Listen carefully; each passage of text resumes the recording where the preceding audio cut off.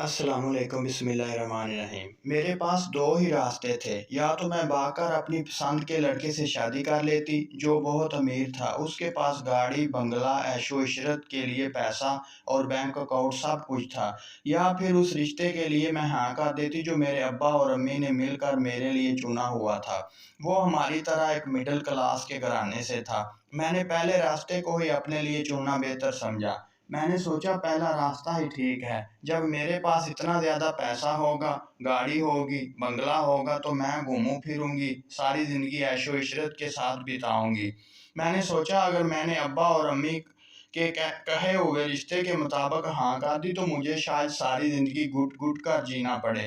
اس لیے میں نے امیر ہونے کے چکر میں گھر سے شادی کی رات بھاگ گئی اور جا کر علی سے نکاح کر لیا۔ مجھے امید تھی کہ نکاح کے بعد وہ مجھے عالی شان بنگلے اور گھر میں لے جائے گا، مگر وہ مجھے ایک خستہ حالت مکان میں لے آیا، اور شادی کی اگلی صبح ہی وہ مجھے ادھر اکیلی چھوڑ کر کہیں غائب ہو چکا تھا۔ اگلے دن اس کا ایک دوست آیا اور مجھے کہنے لگا کہ یہ میرا گھر ہے، ابھی کے ابھی اسے خالی کر دو، اور مجھے نکلنے کا کہا اور بتایا کہ علی تو لڑکیوں کے ساتھ محبت کا کھیل کھیلتا ہے اور ان کی عزت پامال کرتا ہے، اس کا تو بس یہی کام ہے۔ میں ہی پاگل تھی جو اپنی عزت اور گھر بار سب کچھ چھوڑ دیا اور اپنے ماں باپ کی عزت بھی خاک میں ملا دی۔ اگر آپ کو ویڈیو اچھی لگے تو پلیز چینل کو ضرور سبسکرائب کر دیجیے تاکہ ہماری ہر ویڈیو آپ تک پہنچ سکے۔